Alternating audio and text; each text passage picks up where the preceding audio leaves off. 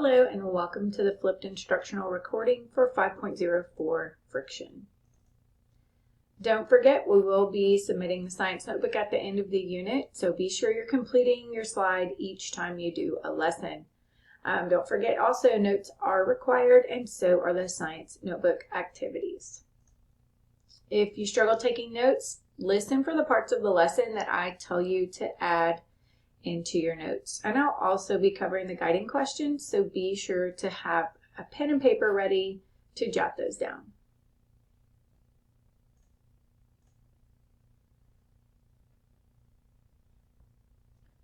As we get into the lesson, just a reminder, please make sure you're seeing check marks all the way down your content page, indicating that you have completed everything in the lesson. So today in 5.04, we have 3 things to complete.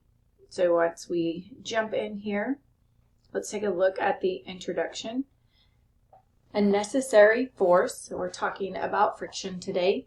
You've seen that gravity is the force that everyone experiences because it affects any object with mass. Another force that plays nearly as an important role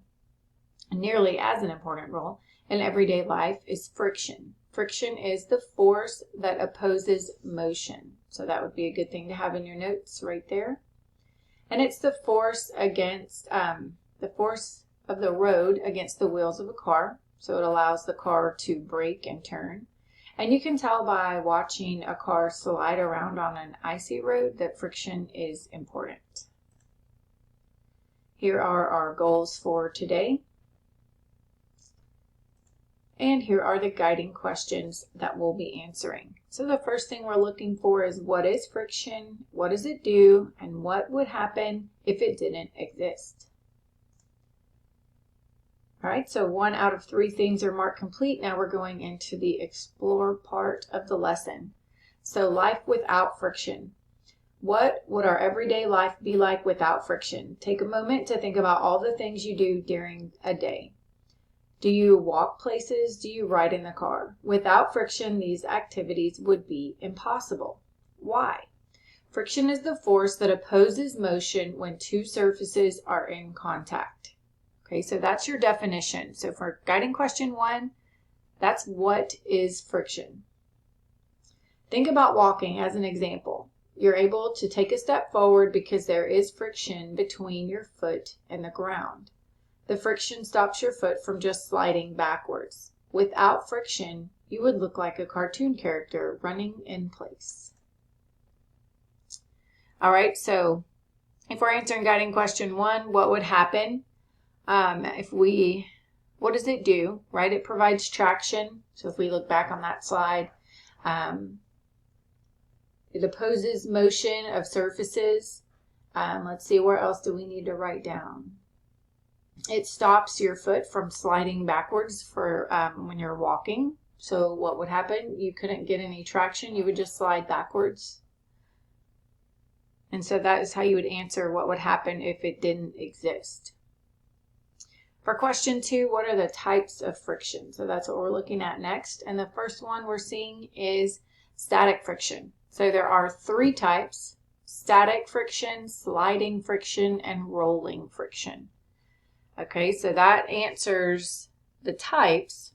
And you may want to also include in your notes the definition of what they are. So static friction, it's a force that occurs when between 2 surfaces that are in contact but are not moving past each other. So that's the important thing to know. They are not moving past each other. So that occurs when you're trying to move an object, but the object isn't moving. Sliding friction happens when you try to move an object and it does move. So that'd be a good example to write down in your notes. And then rolling friction is special because it occurs when you're dealing with objects that are round, like tires. Rolling friction is actually a special case of static friction. So maybe you're able to put in your notes somehow an arrow that rolling friction kind of goes classified under static friction. But maybe you draw an image of a tire or something so that you're able to remember that it has to do with round objects. So that's guiding question 2. We've identified the 3 types. And then what is static friction? Give an example. So we've got, you're trying to move an object and the object isn't moving. So pushing on like a really heavy couch and it will not move. So it says to list an example in your guiding questions. And then number 4, sliding friction, and give an example. So if we look at this, we'll be able to read a little bit more and get a definition. So this is guiding question 3. So if you've ever tried to push a large object and couldn't get it to budge, you know all about static friction. But static friction is also very helpful. If you play sports, you might already realize this. Think about how you catch a ball in basketball or baseball, or how you get ready to return a serve in volleyball or tennis. You plant your feet. If there wasn't static friction between your feet and the ground, when you caught the ball or returned the serve, you would go sliding across the floor.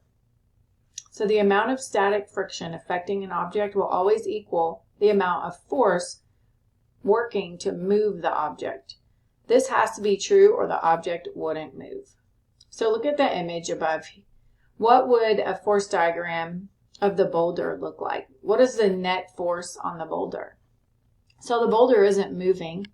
So we would know that there would be only one arrow going across here and that the net force would be 0. So this says it would have 4 arrows. You do have force coming from all sides, but they would be equal.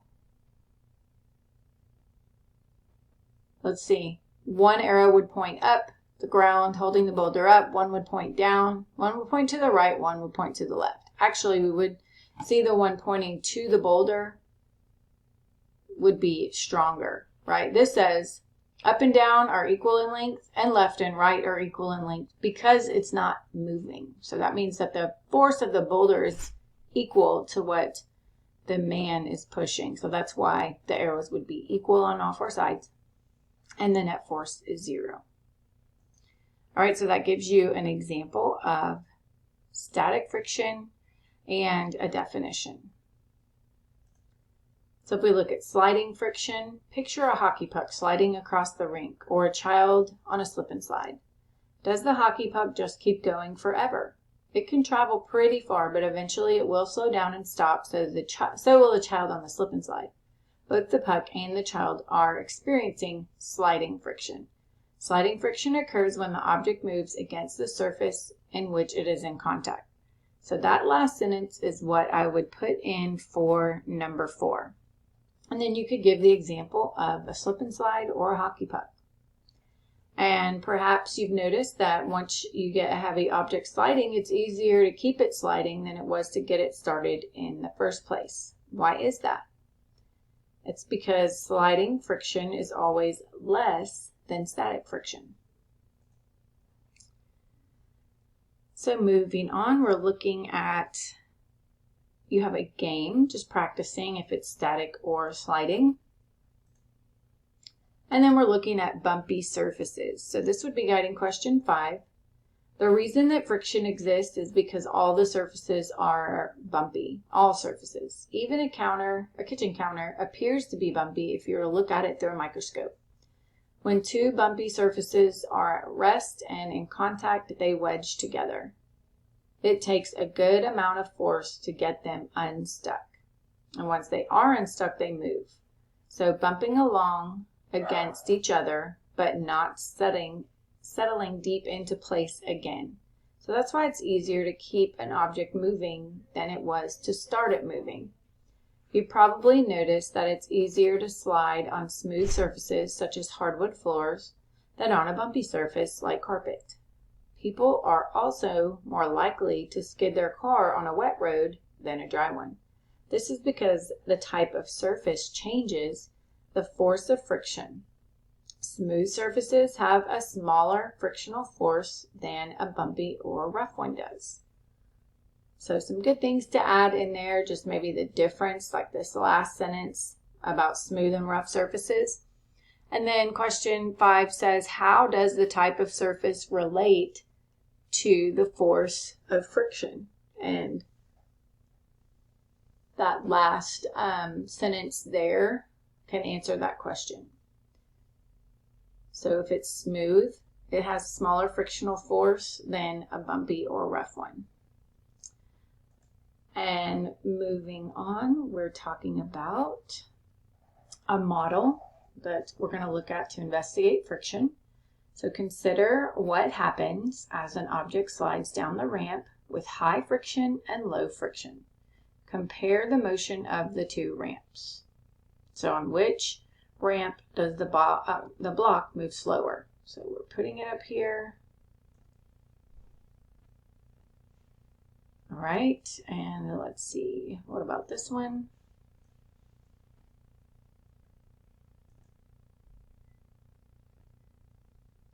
Okay, it's moving much slower on the bottom ramp. So the block moves slower down the ramp with the high friction. Okay, which ramp is more likely to be made of ice? So that would be the low friction because it moved faster. And which ramp models a carpet? And that would be the high friction because the object moves slower.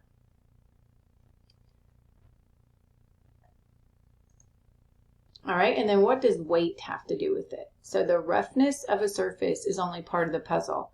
The other piece is the weight of the object involved. If you had to choose to push an elephant or a mouse across the gym floor, you should definitely choose the mouse. The heavier the object, the more friction there will be to work against.